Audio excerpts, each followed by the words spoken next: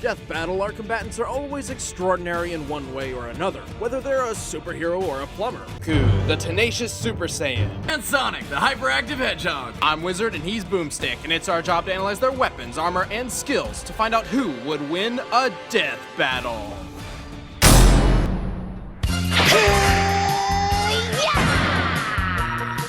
Kakarot was born to a low-class Saiyan warrior on the planet Vegeta. He narrowly escaped the extinction of his entire race when he was sent to Earth with a single, simple mission. Destroy everything!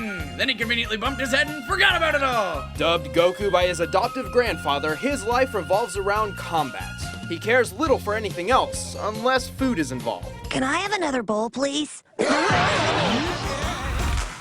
At 12 years old, he was trained by Master Roshi in Kame-Sennin Ryu, which pushes a person to superhuman levels. Complementing his Saiyan biology, Goku's superhuman strength, speed, and senses skyrocketed.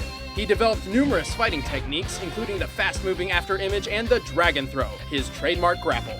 At 15, he was already so powerful that the only worthy teachers left were gods. And a talking cat, but mostly gods! He was only a kid and his power level was already enormous. It's over 9,000! Not yet! Okay, now it is. What, 9,000? False! In the Japanese manga, Goku's power level at that time was 8,000. But it doesn't even matter because power levels are absurd. The entire point of introducing them was to show how unreliable and meaningless they were. By relying on power levels, the villains constantly underestimated the heroes. Therefore, using them to judge Goku's abilities is pointless. Besides, the Daizenshuu says that... What now? The official Dragon Ball Encyclopedia. It states power levels eventually become immeasurable. Not because they are so high they can't be measured, but because the characters, and hopefully the audience, have realized just how futile these numbers are. I'm still 10 times stronger than you are. That may be true, but strength isn't the only thing that matters. We cannot judge Goku by his power level, nor can we through power scaling, the theory that he can achieve the same feats as lesser Dragon Ball characters.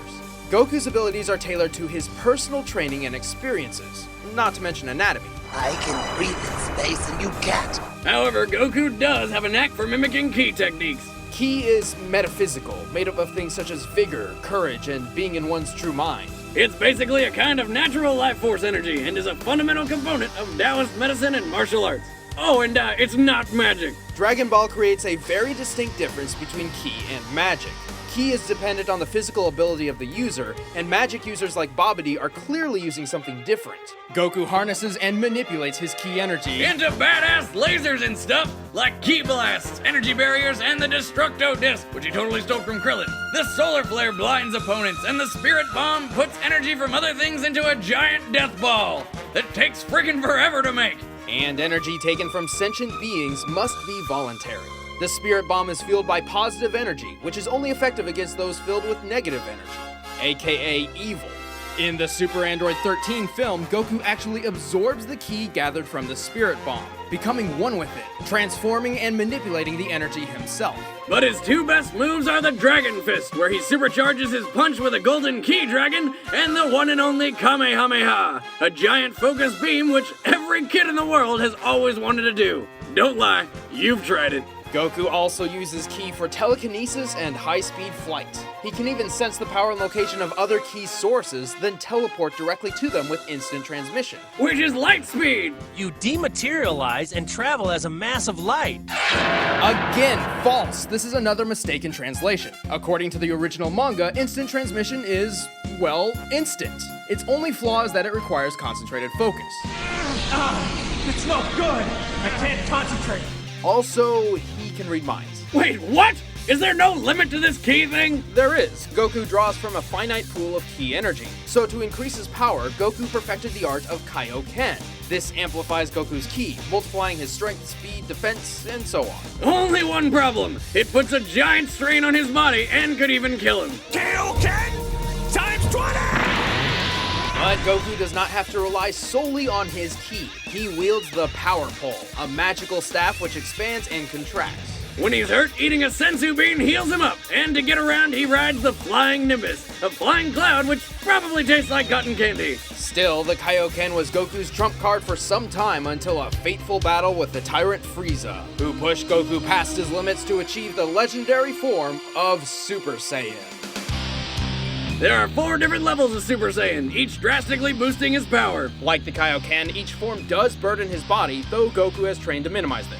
Super Saiyan 3 multiplies the already combined power of Super Saiyan 2 by 4, but comes at a horrible price. That hair. Oh, and it pretty much destroys his body while he's using it, but my god, the hair! Fortunately for Goku, the life-sapping Super Saiyan 3 form would be trumped by his final transformation, Super Saiyan 4. This form alters his body to better endure the 4,000 times power increase. Complete with pink fur and eyeshadow. Fear the ultimate form! With each transformation, minus full power Super Saiyan 1, Goku loses some self-control, becoming more violent and instinct-prone. When I'm at this power level, it's hard for me to listen to reason. I just lose control. Goku's greatest strength is his tenacity and never-give-up attitude. He does not fight to defeat others, he fights to defeat himself. However, this may also be his greatest weakness. He prefers a fair fight, eager to see his opponent's maximum potential. He's about to reach his maximum. This could be your last chance. I want him to reach his maximum. I want to fight him when he's at his best. But when the whole world is at stake, well, hindsight is 20/20.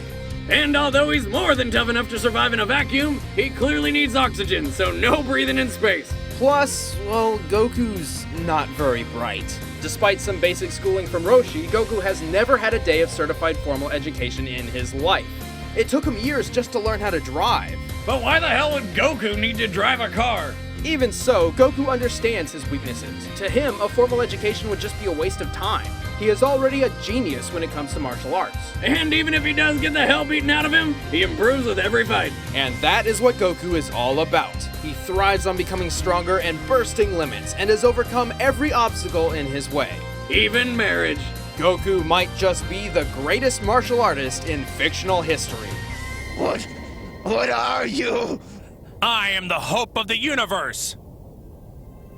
I am the answer to all living things that cry out for peace. Allied to good, nightmare to you!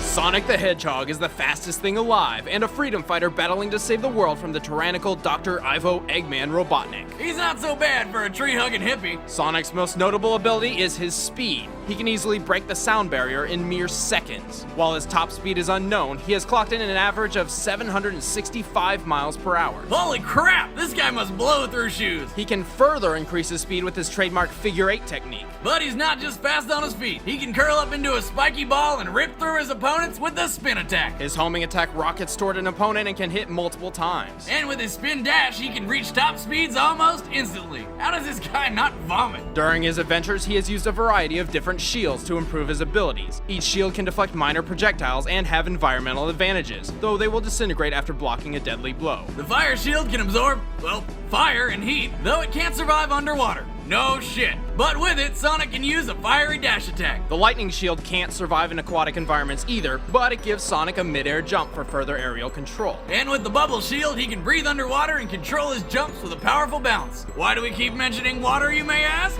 Cause he can't freaking swim. Sonic's ultimate power-up, however, isn't a shield at all. After absorbing thousands of power rings during his adventures, Sonic has become an embodiment of chaos. Using the power of the 7 Chaos Emeralds, Sonic can tap into their incredible powers and summon the form of Super Sonic. Super Sonic can fly, breathe underwater, and is completely invulnerable. Not to mention his speed is increased 1,000-fold. But as with most things that are unbelievably powerful, it has a time limit. Without a steady supply of power rings, it can't even last a full minute. And when the form finally subsides, Sonic returns to normal at peak physical form, regardless of his condition prior to the transformation. While Sonic's always risking his life saving the world from all kinds of dangerous robots and demigods, he's kind of a dick. Sonic is cocky, arrogant, and addicted to action. He gets cranky and unstable when he's cooped up for too long. And if you ignore him, he'll straight up leave you. But despite his rough personality, he'll do whatever it takes to save the day. Ooh, I like to hang, but I got a juice. Alright, the combatants are set. Let's end this debate once and for all. But first, I gotta get me some rocket boots so I can run like Sonic. What? Where are you gonna get the money for rocket boots? Netflix?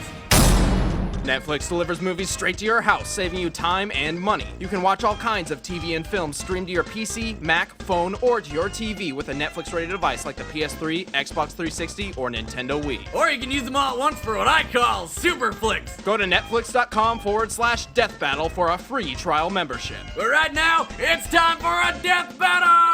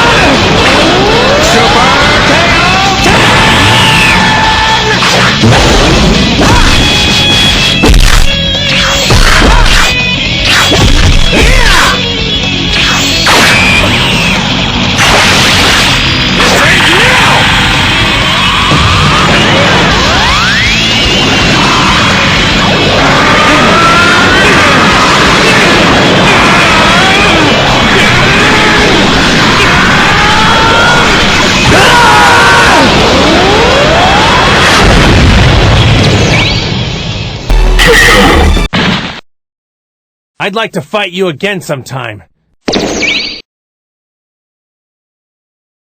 Oh my god. The winner is Goku. Next time on Death Battle.